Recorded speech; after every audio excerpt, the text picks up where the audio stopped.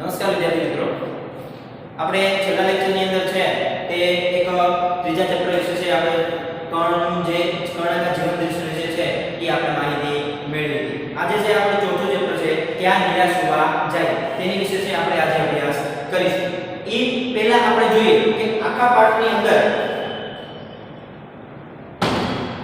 આપણે જોઈએ તો ક્યાં નિરાશ હોવા જાય. એ પાઠના લેખકનું નામ છે હજારી પ્રસાદ દ્વિવેદી. હજારી પ્રસાદ દ્વિવેદી છે આખા પાઠની અંદર એવો ઉલ્લેખ પોતે કરે છે. આપણે જાણીએ છીએ વિદ્યાર્થી મિત્રો કે અત્યારના સમયની અંદર આપણે કોઈ પણ માહિતી આપણે મળે છે તો તે છે એ આપણે સંદેશા દ્વારા અથવા વર્તમાન પત્રની અંદર જે સામયિકોનો ઉપયોગ થાય છે તેના આધારે આપણને માહિતી મળે છે. જે રીતે આપણે સવારની મોર્નિંગની અંદર છે આપણે ખાસ કરીને ચા નાસ્તાની સાથે સાથે છે એ આપણે સમાચાર પત્ર પણ આપણે વાંચતા હોઈએ છીએ, જેની અંદર એવા બધા અલગ અલગ ઉલ્લેખ થતા હોય છે. કેવા ઉલ્લેખ થતા હોય છે કે ચોરી થઈ હોય, ખૂન થયું હોય, ડકેતી થઈ હોય, તો આવા બધા અલગ અલગ વર્તમાન પત્રની અંદર જે દરરોજની જે ઘટના બને છે તેની વિશેનો ઉલ્લેખ છે એ અત્યારે ખાસ કરીને આપણા ન્યૂઝપેપરની અંદર શેર કરવામાં આવે છે. આ સાથે સાથે જોઈએ તો આખા અત્યારના સમયની અંદર પહેલાના સમયની અંદર અને આજના સમયની અંદર શિક્ષણ યુગની અંદર છે એ ખાસ કરીને તમને ઘણો તફાવત જોવા મળે છે. પહેલાના સમયની અંદર આપણે જાણીએ છીએ કે વૃક્ષની નીચે છે એ પોતે એક છે એ શિક્ષણ આપવામાં આવતું, તો એ પહેલાનો સમય છે અને આજના સમયની અંદર છે એ ખાસ કરીને તફાવત આપણે ઘણો છે એ ભેદભાવ છે આપણને જોવા મળે છે. જેમ કે અત્યારનું શિક્ષણ કેવું છે તો કે પૈસા આપીને શિક્ષણ મળે છે, પૈસા આપીને માણસ શિક્ષણ મેળવે છે. પહેલાના સમયની અંદર એ છે એવું હતું નહીં. એક ગુરુ હોય છે એ પોતા એક વૃક્ષ નીચે બેઠા હોય છે અને એ વૃક્ષની સામે જમીન ઉપર છે એ શિષ્ય બેઠા હોય છે અને પહેલાના સમયની અંદર જે શિક્ષણ કાર્ય થતું તે તદ્દન નિઃશુલ્ક હતું, એટલે કે મફત શિક્ષણ છે એ ગુરુ દ્વારા આપવામાં આવતું હતું. પરંતુ એની સરખામણીની અંદર આજે જે તમે એની સામે તમારે ઘણા પૈસા છે, અઢળક પૈસા તમારે ખર્ચવા પડે. એ સમય દરમિયાન એના લેવલનું શિક્ષણ મળે છે, પૈસા બરોબર છે એટલું શિક્ષણ મળતું નથી. જેમ કે આપણે જાણીએ છીએ કે અત્યારે ખાસ કરીને શિક્ષણની એજ્યુકેશનની છે ખાસ કરીને માંગ રહી છે. કોઈ પણ ક્ષેત્રે આપણે જતા હોઈએ તો ખાસ કરીને પહેલા તમે તો સૌથી પહેલા તમને એવું પૂછે કે તમારું સ્ટડી કેવું છે, તમે કેટલો અભ્યાસ કર્યો છે. આ બધી જ માહિતીનો ઉલ્લેખ છે ખાસ કરીને આપણને વર્તમાન પત્રની અંદર અલગ અલગ પ્રકારના એડ આવતી હોય, જાહેરાત આવતી હોય તો એની માહિતી પણ ખાસ કરીને છે આપણને મળતી હોય છે. તો અહીંયા કહેવાનો મીનિંગ શું વિદ્યાર્થી મિત્રો મારો? તો કહેવાનો મીનિંગ મારો એ છે કે પહેલાના સમયની અંદર શિક્ષણ પદ્ધતિ અને આજના સમયની અંદરની જે શિક્ષણ પદ્ધતિ છે તદ્દન સાવ કેવી છે, એક અલગ જ પ્રકારનો છે એને રસ્તો ખોલી દીધો છે. પહેલાના સમયની અંદર વૃક્ષ નીચે બેસીને આવતો હતો અને અત્યારના સમયની અંદર એક ક્લાસની અંદર બે એસી હોય, ચાર પંખા હોય, ત્યારે શિક્ષણ પાત્રમાં ત્યારે આપણે શિક્ષણ મેળવતા હોઈએ છીએ. એની સામે ફીનું ધોરણ કેવું હોય છે? ઊંચું હોય છે. તમે પણ જાણો છો કે અત્યારે ફેસિલિટી જ્યાં હોય છે ત્યાં પબ્લિક આકર્ષાઈને શિક્ષણ મેળવવા માટે જાય છે. પહેલાના સમયની અંદર એવું હતું નહીં, ખાલી ગુરુ છે વૃક્ષ નીચે બેઠા હોય એ રીતે આપણે છે પહેલાના બાળકોને શિક્ષણ મળતું હતું. તો આજના સમયની અંદર પણ એ તો ભેદભાવ તમને જોવા મળે છે અને એક માણસ છે તે બીજા માણસને સંદેહ એટલે કે શંકાને આધારે જે પોતે જોવા મળે છે. આપણને ખબર જ છે કે ધર્મને આધારે કે ધર્મનું શિક્ષણ છે આપણને ખાસ કરીને આપવામાં આવતું. જીવન કઈ રીતે પસાર કરવું, વાલીઓ સાથેનો સંપર્ક કઈ રીતે કરવો, એની સાથે વાતચીત કઈ રીતે કરવું, એ પહેલાના સમયની અંદર છે તમે જોવો તો ખાસ પાયાનું જ્ઞાન છે, પાયાનું શિક્ષણ છે આપવામાં આવતું. તો આખાની અંદર છે તો ઇજપાટનો ઉલ્લેખ છે એ આપણે કરવામાં આવ્યો છે. તો આપણે એની છે શબ્દજયનો અભ્યાસ કરીશું. હું આશા રાખું છું કે તમે પણ છે તમારી પાસે ટેક્સ્ટબુક સામે રાખીને બેઠો, જેથી કરીને કયો શબ્દનો અર્થ ક્યાં થાય, કયો થાય છે એનો તમને છે તમે એને સમજી શકો. તો પાઠની શરૂઆત કરીએ આપણે ક્યાં નિરાશ હોવા જાય.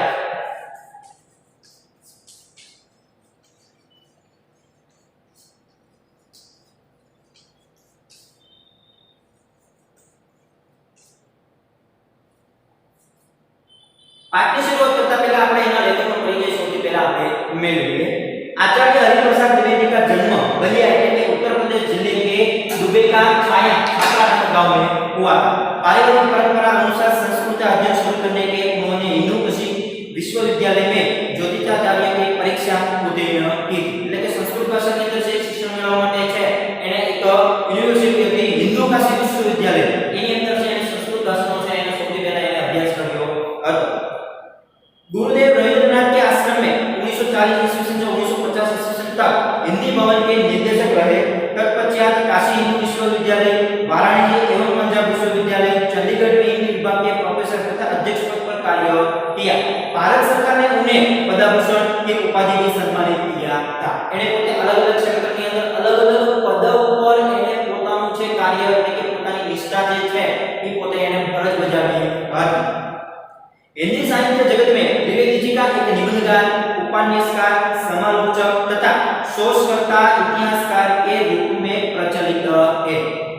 अशोक के फूल, विचार प्रवाह, कुटुज, कल्पकर्ता आदि निबंध संग्रह, बाणभट्ट की आत्मकथा, पुनर्विचार, चारुचंद्र लेख, अन्नामदास का पौधा, उपन्यास तथा कवि सूरदास हिंदी साहित्य का आदिकार, साहित्य सर्जक, हिंदी साहित्य उद्भव और विकास એટલે કે हिंदी साहित्य ની ભૂમિકા हिंदी ની અંદર સાહિત્ય ની શું ભૂમિકા હતી તેની વિશેનો છે એને અભ્યાસ ઊંડાણપૂર્વક એમણે કરેલો હતો। આદિ આલોચના તથા इतिहासकार ग्रंथ है। प्रस्तुत निबंध में द्विवेदी जी के न यह समझाए कि तत्कालीन भारतीय समाज में व्याप्त अनाचार केवल बाहरी स्तर पर है। वास्तव में आज भी लोगों में मानवीय मूल्यों के प्रति आस्था कायम है। अपने जीवन में घटित कुछ घटनाओं के द्वारा बताया है कि हमें निराश नहीं होना चाहिए, परंतु अपितु हमें जीवन के प्रति आस्थावान बनना रहना चाहिए। आखा भागનો અંદર આખા પાઠની અંદર એને ઉલ્લેખ કર્યો છે। દ્વિવેદીજીએ એને પોતે માત્ર એવું જણાવ્યું છે કે જીવનની અંદર કોઈ પણ પરિસ્થિતિ આવે, સારી પરિસ્થિતિ આવે તો પણ ભલે અને ખરાબ પરિસ્થિતિ આવે તો પણ ભલે, પણ તમારા કોઈ દિવસ જીવનની અંદર નિરાશ થવાની જરૂર છે નહીં। હવે વિદ્યાર્થી મિત્રો આપણે ક્રમશઃ છે એ લાઈન ટુ લાઈન આપણે એનો છે સમજવાનો પ્રયાસ કરીશું। मेरा मन कभी कभी बैठ जाता है। समाचार पत्र में ठगी, डकैती, चोरी, तस्करी और भ्रष्टाचार के समाचार भरे रहते हैं। આપણે ઘણી વખત મોર્નિંગ સેશનની અંદર છે ખાસ કરીને સમાચાર પત્ર વાંચતા હોઈએ છીએ એટલે લેખક શું કહે છે કે મારું મન ક્યારેક ક્યારેક છે ઉદાસ થઈ જતું। શા માટે ઉદાસ થઈ જતું? કે સમાચાર પત્રની અંદર છે એ અલગ અલગ છે તે ડકैती, ચોરી, ठगी, तस्करी और भ्रष्टाचार के समाचार पत्र में એને જે સમાચાર મળે છે એ સાંભળીને એ વાંચીને એનું મન છે ક્યારેક ક્યારેક છે પોતે ઉદાસ થઈ જાય। તો અહીંયા વિદ્યાર્થી મિત્રો એક તસ્કરી નામનો સમાનાર્થી આવે છે તો એ ખાસ કરીને આપણે નોટબુક ની અંદર છે એ લખતા જશું। સમાનાર્થી તસ્કરી, તસ્કરી એટલે ચોરી। એટલે લેખક પોતે વિચારે છે કે સમાચાર પત્રની અંદર આ જે સમાચાર વાંચે છે ત્યારે એ પોતે છે એ ઉદાસ મને થઈને પોતે વિચારવા લાગે છે એટલે એનું મન છે ક્યારેક ક્યારેક છે એ एकदम चुपचाप से पोते ત્યાં બેઠી જતું હતું। आरोप प्रत्यारोप का कुछ ऐसा वातावरण बन गया है कि लगता है देश में कोई ईमानदार आदमी नहीं रहे।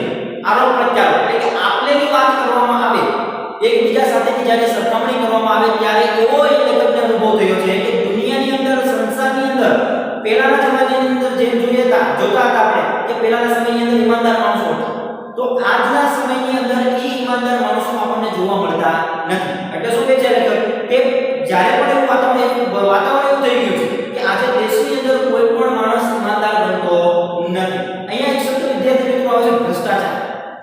અવારનવાર શબ્દ આપણે સાંભળતા હોઈએ છીએ કે ભ્રષ્ટાચાર થયો, ભ્રષ્ટાચાર થયો। કઈ રીતે ભ્રષ્ટાચાર થાય છે આપણે ખબર છે? માનો કે આપણે કોઈ પણ સરકારી ભરતી થયો, ખાસ વિદ્યાર્થી મિત્રો જાણો તો ભ્રષ્ટાચાર કઈ રીતે થાય? હવે ગવર્નમેન્ટની જોબની અંદર માનો કે તમે તૈયારી કરતા હો છો તો એ સરકારી નોકરી મેળવવા માટે ખાસ તમારે એક માત્ર 100 જગ્યા હોય છે। કેટલી જગ્યા હોય છે? 100 જગ્યા હોય છે। કેટલી જગ્યા હોય છે? 100 જગ્યા હોય છે। આ 100 જગ્યાની સામે તમારે એની અંદર એપ્લિકેશન આવે છે 10। એટલે એપ્લિકેશન આવે છે, અરજીઓ કેટલી આવે છે? 10। પરંતુ આ જે છે એ 100 માંથી માત્ર ને માત્ર 90 અંદાજ લગાવો તો ખાલી 90 જગ્યા છે તે ભ્રષ્ટાચાર દ્વારા એટલે કે પૈસા ખર્ચીને છે પોતે છે એ આખી જગ્યા ભરાતી છે। માત્ર કેટલી વેકેન્સી? 10।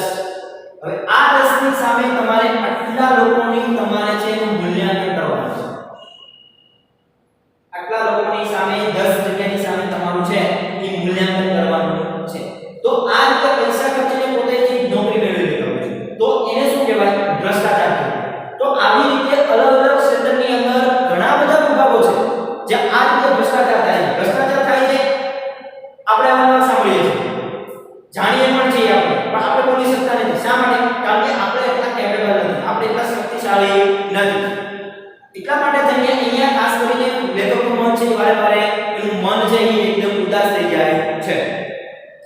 देश में कोई ईमानदार आदमी नहीं रह गया, हर व्यक्ति संदेह की दृष्टि से देख रहा है। संदेह એટલે કે શક, આપણે જોઈએ અવારનવાર એક વ્યક્તિ છે બીજા વ્યક્તિ પર શક કરતા હોય છે, એટલે કે આખી સૃષ્ટિની અંદર દરેક વ્યક્તિ છે તે સંદેહની દૃષ્ટિ તરફ છે પોતે ત્યાં જોઈ રહ્યો હોય છે। जो जितने ऊंचे पद है उनमें उतने ही अधिक दोष दिखाए जाते हैं। આપણે માનીએ છીએ કે કલેક્ટરનું પદ છે તો આપણે જાણીએ છીએ કે એ જે શું લેખક અહીંયા કહેવાનો મીનિંગ શું છે એમનો કે જેટલું ઊંચું પદ છે, જેટલું ઊંચા લેવલનું એમનું પદ છે એટલા જ એનામાં દોષો પોતાના અંદર ભરેલા હોય છે। માનો કે કલેક્ટર, આપણે એકવાર લઈએ કલેક્ટર, આ કલેક્ટરનું પદ છે તો આપણે એવું સમજીએ કે કલેક્ટર છે તો એનામાં એક પણ દોષ નહીં હોય, એકદમ નિર્દોષ છે, પણ એ આપણી શંકા છે, આપણો સંદેહ છે। હકીકતમાં શું છે કે આ જેટલું ઊંચું પદ છે એટલા જ ગુણો એનામાં ભરેલા હોય છે, જેટલા નિમ્ન કક્ષાના માણસમાં નથી હોતા ને એનાથી ડબલ આ ઊંચા પદના અધિકારીઓમાં ભરેલા હોય છે। આપણે જાણીએ છીએ કે કલેક્ટરની ઓફિસની અંદર તો પટ્ટાવાળો કામ કરતો હોય છે। કોણ કામ કરતો હોય છે? પટ્ટાવાળો કામ કરતો હોય છે। પરંતુ એ જે પટ્ટાવાળો છે, આ પટ્ટાવાળો છે એની અંદર જેટલા નિર્દોષ છે, જેટલા ઓછા ગુણો છે એનાથી ડબલ આ કલેક્ટરના પદમાં છે। શા માટે? કારણ કે પટ્ટાવાળો નિમ્ન કક્ષાનો અધિકારી છે અને કલેક્ટર ઊંચી કક્ષાનો અધિકારી છે। તમને પણ આ બંને વચ્ચેનો ડિફરન્સ શું છે તો તમે વાંચો તો તમને પણ અંદાજ આવી જશે। એટલે કે જે લેખકે જેટલો ઊંચા પદનો અધિકારી છે એટલા જ એનામાં છે ગુણો હોય છે, એટલા જ એનામાં છે પોતે એક અધિક દોષો છે એ આપણને જોવા મળતા હોય છે। આપણે માનીએ છીએ કે કોઈ મામલતદાર હોય એક બિન ભ્રષ્ટાચારી કોઈ જરૂરી નથી, પણ ઊંચા પદના અધિકારીઓ સૌથી વધારે ભ્રષ્ટાચારી હોય છે, પણ એ આપણને દેખાશે નહીં। શા માટે? કારણ કે આપણે કલેક્ટરની ઓફિસની અંદર જઈ શકતા નથી। પહેલી વસ્તુ, કલેક્ટરની ઓફિસની પટ્ટાવાળાને જવાબ આપી દે છે, કલેક્ટરે પટ્ટાવાળાને કીધું હોય, કલેક્ટર ઓફિસમાં હોય, મામલતદાર ઓફિસમાં હોય, પ્રમુખ ઓફિસની અંદર હોય, આપણે જ્યારે પણ કામ પડે ત્યારે કોઈ પણ એની ઉપરથી પટ્ટાવાળાને મેસેજ આપે કે કહી દેજો ભાઈ સર હાજર છે નહીં, અને આપણે પટ્ટાવાળો જ્યારે બહાર બેઠો ત્યારે આપણે પૂછીએ કે સર ઓફિસમાં છે, ત્યારે પટ્ટાવાળો કહે છે નથી સર। હકીકતની અંદર એ ઓફિસમાં હોય છે છતાં પણ આપણને જવાબ એવો મળે છે। શા માટે? તો કે આનો જે આદેશ છે તેનું પાલન કરવા માટે પટ્ટાવાળાએ પાલન કરવું પડે છે। જો પાલન ન કરે તો એને ત્યાંથી હટાવી દેવામાં આવે છે। એટલે શું કે આના આદેશોનું સંપૂર્ણપણે પાલન કરવા માટે છે એ પટ્ટાવાળો બંધાયેલો છે। એટલા માટે કીધું છે અહીંયા લેખકે કે ઊંચી કક્ષાનો જે ઊંચા પદ ઉપર બેઠેલો છે, જેટલા ઊંચા પદ ઉપર હશે એટલા એનામાં ડબલ બમણા છે અધિક દોષો આપણને જોવા મળશે।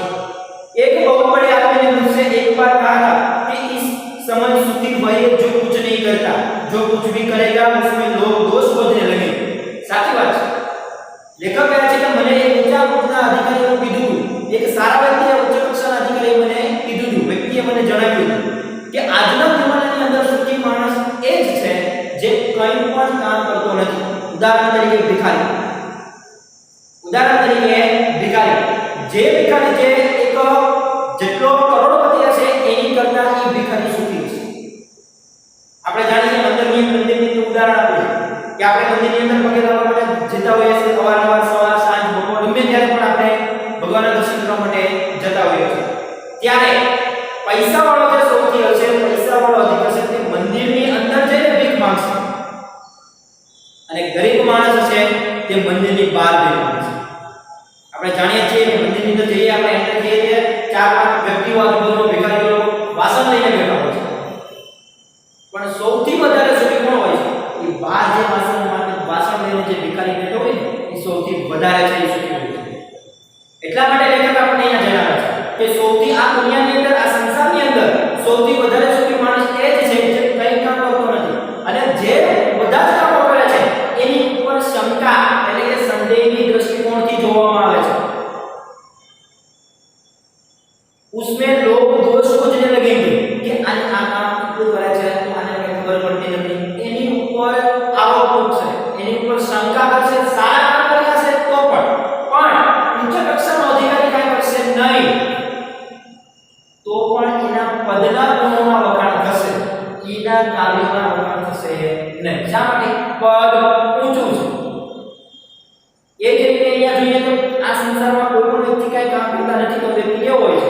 તો તે સૌથી વધારે સુખી છે એ પોતે હોય છે. उसके सारे गुण भुला दिए जाएंगे और दोषों का बड़ा चढ़कर दिखाया जाने लगेगा. दोष इसमें नहीं होते. यही कारण है कि हर आदमी दोषी अधिक दिख रहा है. गुणी कमियां बिल्कुल ही नहीं. स्थिति अगर ऐसी है तो निश्चित ही चिंता का विषय है. गुण कोणाમાં ન હોય, દોષ કોણામાં ન હોય. કયો વ્યક્તિ એવો છે કે આનામાં એક પણ દોષ નથી?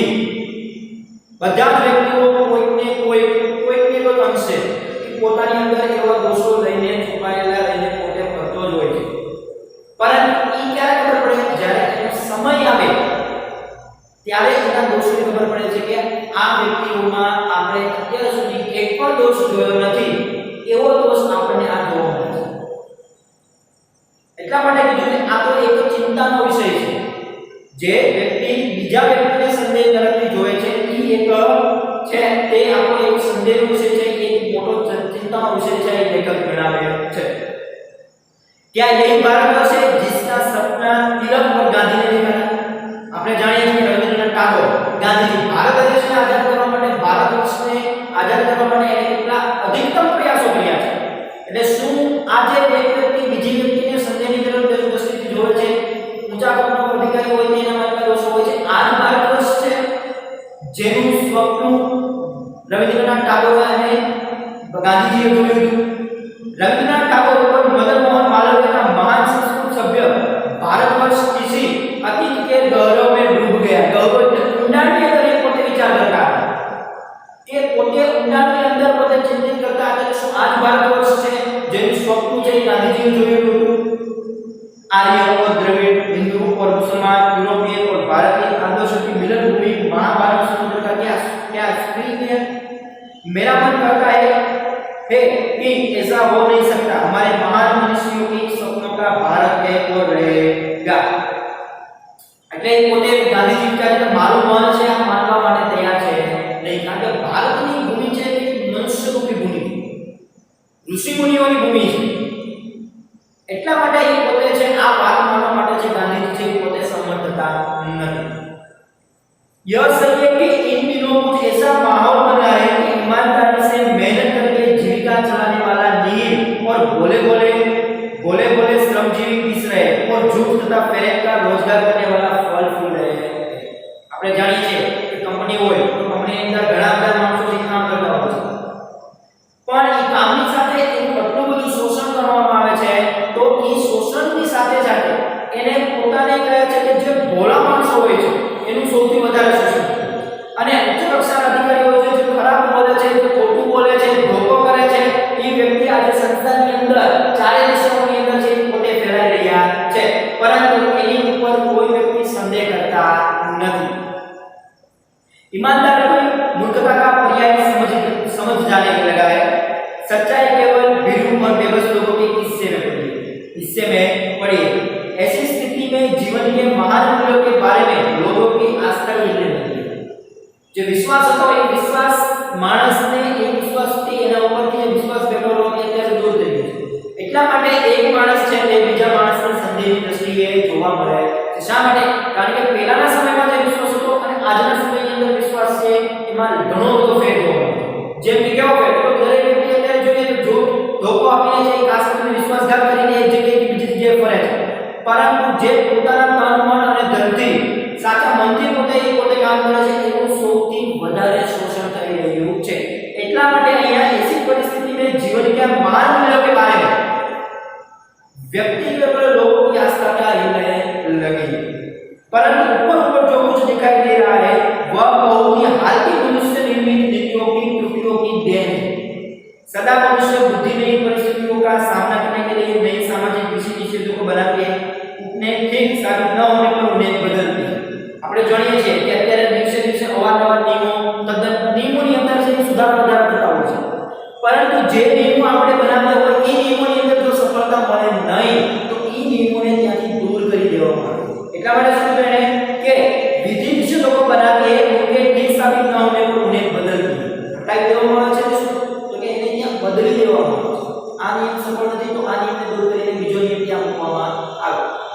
વિધિ નિષેધ. વિધિ એટલે શું તો કે હકારાત્મક અને નિષેધ એટલે કે નકારાત્મક. હકારાત્મક અને સકારાત્મક આ બે બાબતો ઉપર છે એના આધાર છે એ નિયમો તૈયાર કરવામાં આવતા હોય છે. અને આ બે નિયમોમાં જો સફળતા ન મળે તો બંને દૃષ્ટિકોણની દ્રષ્ટિએ એના આખા નિયમોને છે દૂર કરીને એને નવો જ નિયમ છે બનાવી દેવામાં આવે છે. नियम कानून सबके लिए बनाए जाते हैं परंतु सबके लिए कभी-कभी एक ही नियम सुखकर नहीं होता. આપણે જાણીએ છીએ કે કાયદો હોય કે અદાલત હોય આ બધાના નિયમો કેવા છે તો આ બધાના નિયમો એવા છે કે માનો તો નહીં ઉદાહરણ આપું કે ઈ અહીંયા કલેક્ટર અને પટાવાળો આ બે ઉદાહરણ દ્વારા આપણે સમજીએ. કલેક્ટર અને પટાવાળો બંને એક ગુનો કર્યો છે. આ બંને એક ગુનો કર્યો છે પરંતુ થાય છે કે આ બંનેના જે નિર્ણય આવે છે તે અદાલત તરફથી આવે છે. હવે કાયદો અને ન્યાયતંત્ર આ બંને છે બધા વ્યક્તિઓ માટે સમાન હોય છે. એ પછી કલેક્ટર હોય તો પણ બને અને પટ્ટાવાળો હોય તો પણ બને. ન્યાયની દ્રષ્ટિએ ઉચ્ચ કક્ષાના અધિકારી અને નિમ્ન કક્ષાના અધિકારી સામે કોઈ પણ પ્રકારનો ભેદભાવ છે રાખવામાં આવતો નથી કે આ કલેક્ટર છે તો પટ્ટાવાળાનો ગુનો છે કલેક્ટરનો ગુનો છે પટ્ટાવાળા પર આપણે મૂકી દઈએ. એ ન્યાયતંત્રની દ્રષ્ટિમાં આવતું નથી. એટલા માટે શું કહે છે કે सुखकर नहीं होते. सामाजिक कायदे कानून कभी कभी युग के परिस्थिति आदर्श से टकराते हैं उसके ऊपरी सतत आलोकित भी होती है. पहले भी हुआ है आगे भी होगा उसे देखकर हताशा हो जाना ठीक नहीं कि શરૂઆતની અંદર પણ આવું જ હતું અને આજના સમયની અંદર પણ આવું જ છે. તો આપણે કોઈ પણ દૃષ્ટિકોણની અંદર નિરાશ થવાની જરૂર છે નહીં, હતાશ થવાની જરૂર છે નહીં એવું લેખક છે એ અહીંયા જણાવે છે. भारतवर्ष ने कभी भी भौतिक वस्तुओं के संग्रह को बहुत अधिक महत्व नहीं दिया. भौतिक वस्तुओ જે છે બરોબર એને સંગ્રહ કરવા માટેનો ક્યારેય પોતે એને આગ્રહ કર્યો નથી કે એને મહત્વ આપ્યું નથી. જે બી કાંઈ ભારતની ધરતી ઉપર છે તે બધું જ કોનું છે તો કે ભારત મનુષ્યનું છે. તો એટલા માટે ભૌતિક જે ચીજ વસ્તુઓ છે એ ભૌતિક ચીજ વસ્તુઓને ક્યારે એને અધિક મહત્વ આપવા માટેનો પ્રયાસ કર્યો નથી. उसके दृष्टि से मनुष्य के भीतर वो महान आंतरिक तत्व स्थिर मानव से बैठा हुआ है ये वही चरम और परम है. लोभ मोह काम क्रोध आदि विकार मनुष्य में स्वाभाविक रूप में विद्यमान रहते हैं पर उन्हें प्रधान शक्ति मान लेना और उनके मन में तब उनके मन तथा बुद्धि को उन्हें के इशारे पर छोड़ देना बहुत निष्ठुर कार्य है. આપણે જાણીએ છીએ કે દરેક માણસની અંદર કામ ક્રોધ લોભ મોહ આ ચાર આચરણો છે તે અંદરથી અંદર છુપાયેલા છે. પરંતુ એ ચારે ચાર આચરણો છે તે એના બુદ્ધિ અને મન ઉપર છે એ ઈશારો કરે છે. તો એ આખા ઈશારા ઉપર ચારે ચાર વસ્તુને છે એના ઉપર નિર્ભર રહેવું જોઈએ નહીં પરંતુ એની સાથે એને તર્ક શક્તિનો પણ એનો ઉપયોગ કરવો પડે છે. ઘણી વખત આપણે છે એ આવેશમાં આવીને ક્રોધની અંદર આવીને આપણે ખાસ કરીને છે પોતે નિર્ણય લઈ શકતા હોય બરોબર નિર્ણય લઈએ પરંતુ જ્યારે એ આવેશની અંદર આવીને એનું જ્યારે પરિણામ આપણને મળે છે એ ખૂબ જ ભયંકર હોય છે. એટલે તે જ્યારે પણ ક્રોધ માણસ ઉપર આવી થાય એ પેલા મનુષ્ય ક્રોધ ઉપર આવી જાય તો માણસને ક્યારે ક્રોધ આવશે. એટલે શું કહે છે કામ ક્રોધ મોહ આ બધા જ આચરણ ઉપર ખાલી તર્ક શક્તિનો ઉપયોગ કરવો અનિવાર્ય છે. भारत ने कभी भी उन्हें उचित नहीं माना. उन्हें सदा संयम के बंधन से बांधकर रखने का प्रयत्न किया है. भारत ने इन्हें क्यारे એટલું બધું મહત્વ નથી આપ્યું કારણ કે ભૌતિક ચીજ વસ્તુઓને મહત્વ નથી આપ્યું, અધિક મહત્વ નથી આપ્યું. એવી રીતે આ ચારે ચાર આચરણો પણ એને કોઈ મહત્વ આપ્યું નથી. અને संयम के बंधन से बांधकर रखने का प्रयत्न किया. संयम એટલે કે શાંતિ, સાથ સહકારથી એ ચારે આચરણોને પોતાની ઉપર આવી ન થાય એ રીતે બાંધવા માટેનો પ્રયાસ છે એને भारतवर्ष से पोते एंड करेलो है. परंतु भूख की अपेक्षा नहीं की जा सकती, बीमार के लिए दवा की अपेक्षा नहीं की जा सकती, गुमराह को ठीक रास्ते पर जाने के उपायों की अपेक्षा नहीं की जा सकती. गुमराह એટલે ભૂલાવા, ગુમરાહ એટલે ભૂલાવા.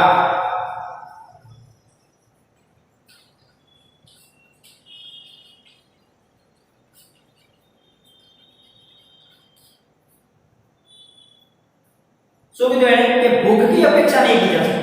મનુષ્યને ક્યારે ભૂખ લાગે એની ક્યારે છે એ તમે નક્કી કરી શકો નહીં. સાથે કે તમે બીમાર પડો છો તો એ બીમારી માત્ર દવાથી જ દૂર થાય છે એવી જ રીતે જે ભૂલો પડેલો માણસ છે તેની પણ કોઈ પ્રકારની અપેક્ષા હોય છે એવું આપણે માની લેવું જોઈએ નહીં. એટલા માટે માણસ ઉપર જ્યારે કામ ક્રોધ મોહ આ ચાર પ્રકારના આચરણો છે એની ઉપર ખાસ એને સંયમથી બાંધી લેવા જોઈએ. हुआ यह इस देश के कोटि कोटि दरिद्रजनों की हीन अवस्था को दूर करने के लिए ऐसे अनेक कायदे कानून बनाया गया है जो कृषि उद्योग वाणिज्य शिक्षा और स्वास्थ्य की स्थिति की अधिक उन्नत और सुचारू बनाने के लक्ष्य से प्रेरित है. परंतु जिन लोगों को इन कार्यों में लगना है उनका मन हर समय पवित्र नहीं होता. प्रायः वे लक्ष्य को भूल जाते हैं और अपनी सुख सुविधा की ओर ज्यादा ध्यान देने लगते हैं. આપણે જાણીએ છીએ વેપાર ઉદ્યોગ ધંધા બરોબર બધા માટે કાયદા કાનૂન છે નક્કી કરવામાં આવે છે. પરંતુ આ જ્યારે નક્કી કરવામાં આવે છે તેની સાથે સાથે जिन लोगों को इन कार्यों में लगता है उनका मन हर समय पवित्र नहीं होता. પણ જ્યારે પણ દરેક માણસ અલગ અલગ કામની અંદર પોતે પ્રવૃત્ત હોય છે સક્રિય હોય છે એ સમય દરમિયાન તેનું દર વખતે તેનું મન છે પવિત્ર હોતું નથી. પ્રાય છતાં પણ वे लक्ष्य को भूल जाते हैं और उनके सुख सुविधा की ओर ज्यादा ध्यान देते हैं. यानी सुख सुविधा છે એને પોતાને સૌથી વધારે સુખ શેમાંથી મળે છે એ બધી પ્રવૃત્તિઓની અંદર છે પોતે વારંવાર સતત ક્રિયાશીલ રહે છે. એટલા માટે કીધું છે કે જ્યારે કોઈ પણ વ્યક્તિ ધંધો વેપાર ઉદ્યોગ માટે જાય છે ત્યારે હર સમય દરેક વખતે દરેક સેકન્ડે એનું મન છે પવિત્ર હોતું નથી. એટલે એ પવિત્ર ન હોય એટલા માટે એ શું વિચારે કે મને સૌથી વધારે સુખની આનંદની અનુભૂતિ લાગણી ક્યારે થાય કઈ વસ્તુઓમાં થાય એ તરફ પોતે ત્યાં દોરાઈ જાય છે. ત્યાં દોરાઈ જાય એટલા માટે પોતાનું જે લક્ષ્ય હોય છે એ પોતાનું લક્ષ્ય છે એ એક બાજુ મૂકી દે છે અને પોતાની સુખ સમૃદ્ધિની અંદર છે પોતે સમય પસાર કરવા લાગે છે. व्यक्ति की सब समय आदर्श का चलित नहीं होता. जितने बड़े पैमाने पर हर क्षेत्र में मनुष्य की उन्नति के विधान बने गए उतनी मात्रा में लोभ मोह जैसे विकार भी विस्तृत हो गए. આપણે જાણીએ છીએ કે માનો કે આપણે એક કોઈ પણ ક્લાર્કની પરીક્ષા પાસ કરી એ ક્લાર્કની પરીક્ષા પાસ કર્યા પછી આપણું મન છે ક્લાર્કની અંદર જ આપણે જઈ જીવન પસાર કરવાનું છે એવું નથી. એનાથી ઉચ્ચ પદ ઉપર છે પોતે મનુષ્ય હંમેશા વિચાર કરે છે. એકના એક પદ ઉપર એને આખી છે પોતાનો નોકરીનો સમયગાળો પસાર કરવાનો નથી. એટલે શું કહે કે व्यक्ति की समय सब आदर्शों द्वारा चालित नहीं होता. जितने बड़े पैमाने पर क्षेत्रों में मनुष्य की उन्नति के विधान बने गए उतनी मात्रा में लोभ मोह जैसे विकार विस्तृत होते हैं. જેટલા આપણે જે પદ મળ્યું છે એનાથી ઉચ્ચ કક્ષાના પદ પર જઈ આપણે જઈએ છીએ. શા માટે માણસને લોભ મોહની કામના હોય છે એટલા માટે એ પોતે સતત એ છે લોભ મોહની અંદર એનું મન લલચાયા કરતું હોય છે. लक्ष्य की बात भूल गई, आदर्शों को मजाक का विषय बना गया और संयम को दकियानुसी मान लिया गया. दकियानुसी शब्द આવે છે વિદ્યાર્થીઓ પુરાને ખ્યાલ વાળા. દकियानुसी અહીંયા તમે ખાસ નામ લખજો दकियानुसी પુરાને ખ્યાલ વાળા.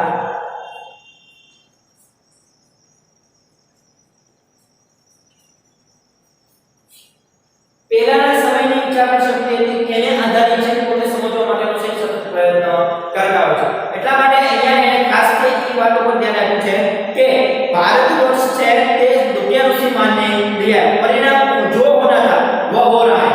લક્ષ્ય પોતે સાઈડમાં મૂકી દે છે અને પોતાનું મન લોભ મોહ કામના આ બધા વાસનાની અંદર છે પોતે છુપાઈ લે છે અને પોતાનું લક્ષ્ય છે એ પોતે એક બાજુ મૂકીને છે પોતે આગળ ચાલી ચાલતા હોય. શા માટે કારણ મનુષ્યને એક પદથી ઊંચા પદ ઉપર જવા માટેનો એને લોભ થઈ ગયો હોય છે. यह कुछ थोड़े से लोगों के बढ़ते हुए लोभ का नतीजा है, परंतु इससे भारतवर्ष के पुराने आदर्शों और भी अधिक स्पष्ट रूप से महान और उपयोगी दिखाई देने लगते हैं. भारतवर्ष सदा कानून को धर्म के रूप में देखा आ रहा है. तो विद्यार्थियों અહીંયા તમને એક પ્રશ્ન પૂછો કે भारतवर्ष सदा धर्म के रूप में किसे देखता आ रहा है? तो कानून. भारतवर्षની અંદર ભારતની ભૂમિ ઉપર કાયદાને જે ધર્મ માનવામાં આવે છે. કાયદો છે એ આપણો એક ધર્મ છે. જેમ કે બધાની અંદર બધાના ધર્મની અંદર અલગ અલગ કાયદા કાનૂન નિર્માણ કરવામાં આવ્યું છે. પરંતુ ભારતની ભૂમિ ઉપર જે કાયદો ઘડવામાં આવ્યો છે એ જ કાયદાને ધર્મ સમાન છે માનવામાં આવી રહ્યો છે. आज एकाएक कानून और धर्म के अंतर कर दिया गया है. धर्म અને કાનૂન આ બંનેને છે અલગ કરી દેવામાં આવ્યું છે.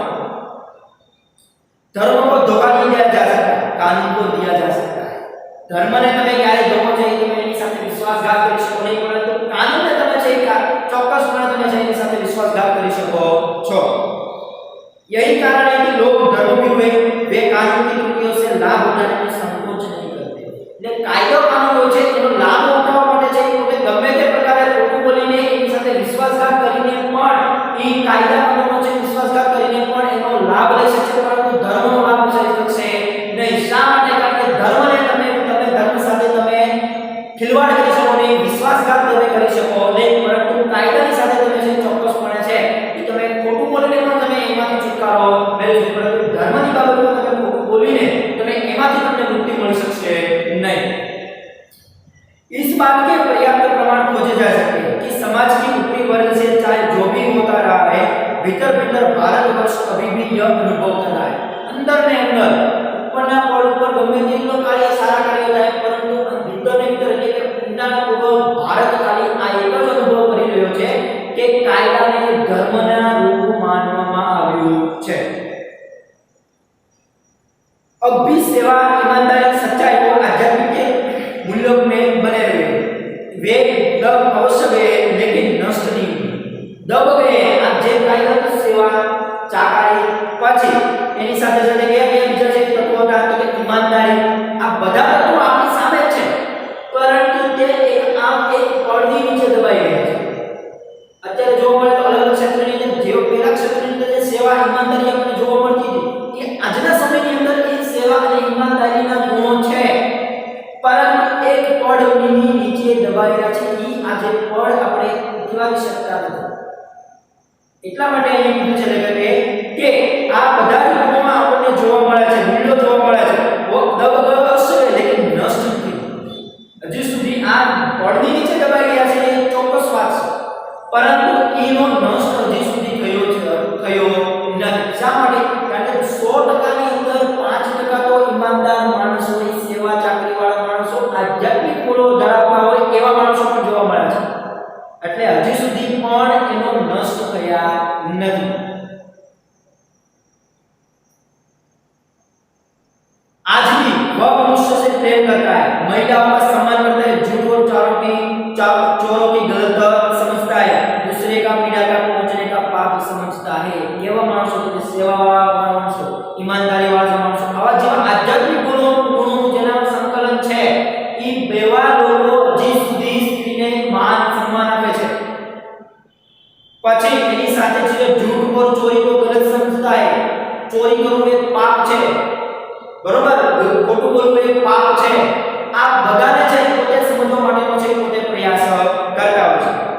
સાથે સાથે दूसरी को पीड़ा पहुंचना को पाप समझता है। एक व्यक्ति द्वारा अथवा मारा मार्फत बीजा कोई साમે वाला व्यक्तिને છે પીડા ન પહોંચે અને જો એને પીડા પહોંચે તો મારાથી એક પાપ થયું છે એવો સમજવા માટેનો છે સતત પોતે પ્રયત્ન કરતા હોય છે। हर आदमी अपने व्यक्तिगत जीवन में इस बात का अनुभव करता है। दरेक व्यक्ति પોતાના જીવનની અંદર દરેક સમયે પોતે જ્યારે આવા પાપનો જ્યારે પોતે કરતો હોય છે ત્યારે એનો અનુભવ એને અહેસાસ થતો જ હોય છે।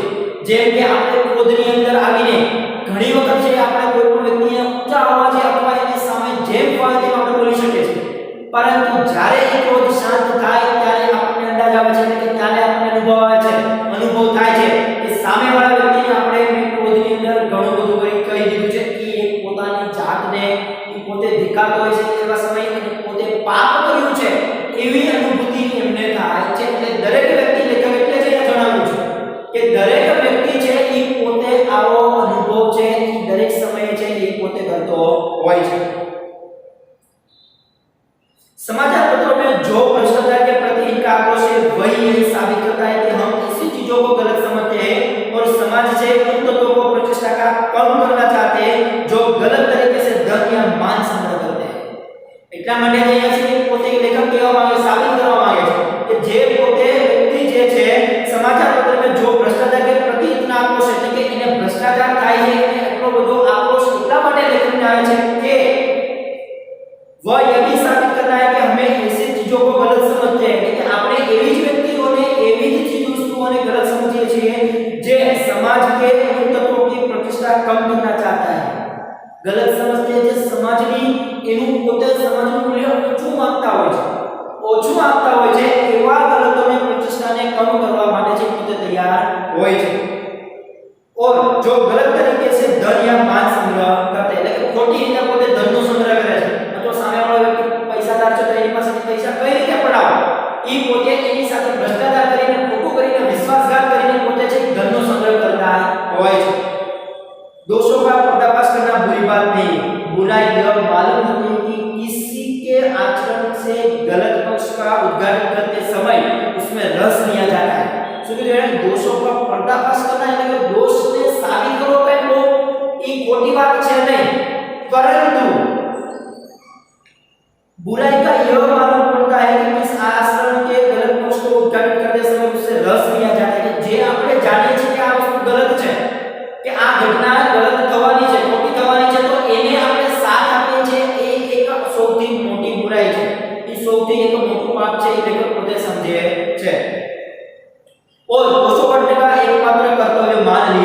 जाता है। बुराई में रस लेना बुरी बात है, अच्छाई को उतना ही रस लेकर उजागर न करना और भी बुरी बात है। बुराई में अगर તમે રસ લો, बुराई में अगर તમે રસ લો એ એક ખોટી વાત છે, પરંતુ એની ખોટી વાત કઈ છે કે अच्छाई को इतना ही रस लेकर उजागर न करना, એટલે કે સચ્ચાઈ ને તમે જ્યારે એની સામે સમક્ષ રજૂઆત ન કરો, તમે જાણતા હોવા છતાં એની સામે તમે રજૂઆત ન કરો, એનીથી પણ ઈ ખોટી છે, એ એક વાત છે। सैकड़ों घटना से ऐसी घटती है जिन्हें उजागर करने के लिए लोकचित में अच्छाई के प्रति अच्छी भावना जगती है। એટલે આપણે જાણીએ છીએ કે અલગ અલગ ક્ષેત્રની અંદર અલગ અલગ વિભાગોની અંદર ખાસ કરીને ભ્રષ્ટાચારનો જે ઉલ્લેખ થતો હોય છે, એટલા માટે જે ભ્રષ્ટાચાર થાય છે એને સાબિત કરવા માટે એની જે સચ્ચાઈ છે, સાચી વાત છે, એને તમે જો ઉજાગર એટલે કે એને તમે સાબિત ન કરો તો ઈ સૌથી મોટી છે, તમારા માટે બુરી વાત છે, એ લેખક પોતે સમજે છે। એટલે કહેવાનો મેં શું લેખકનો કે જે ઘટના બોલે છે, જે ઘટના તમે જાણો છો એનો તમે પર્દાફાશ કરો, એટલા માટે અહીંયા કવિએ એનો ઉલ્લેખ ખાસ કરીને કર્યો છે। एक बार रेलवे स्टेशन पर टिकट लेते हुए गलती से मैंने 10 के